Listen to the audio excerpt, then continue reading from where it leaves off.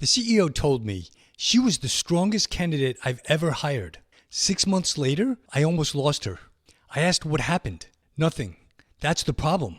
We gave her the title, the comp, the equity, and then we left her alone to figure it out. I said, you didn't onboard an executive, you abandoned one. A $50 million in funding Series B company spent 4 months finding their VP of engineering. They got the hire right. Perfect context fit. Exactly the right person for the stage. She lasted 90 days. Not because she was wrong for the role, because the company did absolutely nothing to set her up to succeed once she started. After more than 400 executive placements, the most dangerous period in any leadership hire is not the interview. It's not the close. It's not the counteroffer. It's days 1 through 90. Not because they lack the skills, because the company treats executive onboarding like employee onboarding. Hand them a laptop, point them to Slack, say, let us know if you need anything. That works for a software engineer. It's a death sentence for a VP. That's why I now build transition planning into every engagement. The search doesn't end at the offer letter. It ends 90 days after the executive starts. A founder told me last year, we spent $250,000 on the search. We spent zero on the onboarding. I said, that's like spending $1 million building a race car and then putting regular gas in it. The executive hire is the car. The first 90 days is the fuel. Let me show you what actually goes wrong. I placed a VP of marketing at a $40 million in funding healthcare tech company. 3 weeks in, she called me. Her voice was different, tight. Dave, I think I made a mistake. I asked what was happening.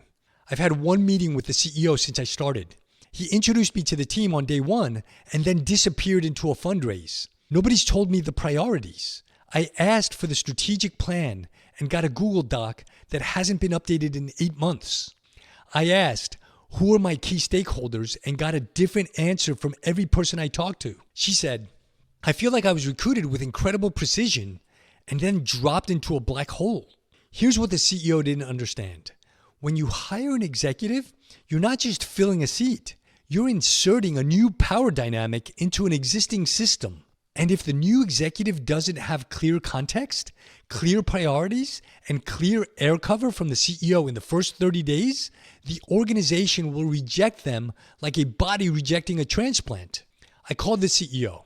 I said, you're about to lose the best hire you've ever made because you treated her arrival like a calendar event instead of a strategic operation. To his credit, he listened. He cleared his calendar for the next 2 weeks. They built a 90-day plan together. He introduced her to every key stakeholder with explicit context on her authority and priorities. She stayed. She's now their chief marketing officer. But she almost walked away because the company confused recruiting with onboarding. They thought the job was done when she signed the offer letter. The offer letter is not the finish line. It's the starting gun. Let me tell you about a different kind of 90-day failure, the quiet one. I placed a CRO at a $35 million SaaS company. 6 months in, the CEO called me. He's doing fine. The team likes him. He's professional. He's organized. But nothing has changed. Revenue is flat. Pipeline looks the same. I can't point to anything wrong, but I can't point to anything different either. I asked, what did the first 30 days look like? Normal. He met everyone. He observed. He sat in on calls. What did he change in his first 60 days? I don't think he changed anything. That's the silent failure. The executive who shows up absorbs the existing culture and adapts to it instead of reshaping it. They don't rock the boat. They don't challenge assumptions. They don't make the team uncomfortable. And everybody thinks it's going well because there's no friction. But the absence of friction in the first 90 days of an executive hire is almost always a warning sign. But because a new executive who doesn't challenge anything is telling you that they're optimizing for acceptance instead of impact. Here's the paradox. The executives who succeed in their first 90 days often create more tension than the ones who fail. They ask hard questions. They push back on the strategy. They tell the CEO things the CEO doesn't want to hear. And that discomfort is exactly what the company hired them to create. The question is the new executive making us better? If the answer in the first 90 days is they're fitting in perfectly, push deeper. because perfect fit on day 30 often means invisible impact by month 6. So what does a successful executive onboarding actually look like? First, pre-boarding before day 1. Before the executive starts, the CEO has a 90-minute conversation with them about 3 things. The real priorities, not the job description priorities, the actual fires. The political landscape, who has influence, who's been passed over, who's going to feel threatened, and what success looks like at 30, 60, and 90 days. Most companies skip this entirely. The executive shows up on day 1 and has to figure out the political map through trial and error. That's not onboarding, that's hazing. Second, stakeholder introductions with context. The CEO personally introduces the new executive to every stakeholder.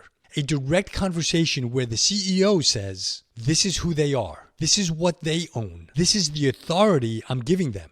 Third, a listening tour with a deadline. The best executives spend their first 30 days listening, but listening without a deadline becomes hiding. The CEO and the new executive agree. You have 30 days to listen, diagnose, and learn. On day 31, I need your assessment of what's working, what's broken, and what you'd change. That forces the transition from observer to operator. Fourth, a weekly one-on-one for the first 90 days. What are you seeing that surprises you? Where are you getting pushback? What do you need from me that you're not getting? The CEO's job in the first 90 days is to be the new executive's air cover. 4 things: pre-board, introduce with context, listening tour with a deadline, weekly one-on-ones for 90 days. Cover 3 things: real priorities, political landscape, and what success looks like at 30, 60, and 90 days.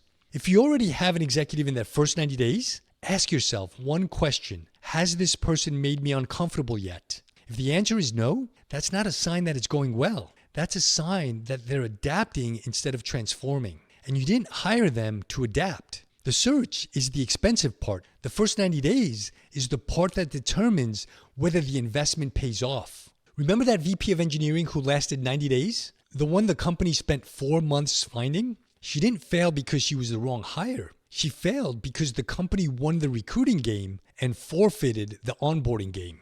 The offer letter is not the finish line. It's the starting gun. And the first 90 days after that letter is signed will determine whether your best hire becomes your best investment or your most expensive regret. I'm Dave Carvajal. If this changed how you think about what happens after the hire, subscribe. Next week, I'm going to talk about the risk that most investors never underwrite. It's not product risk. It's not market risk. It's the one risk that determines whether a Series B company hits its plan or wastes 18 months. That's next.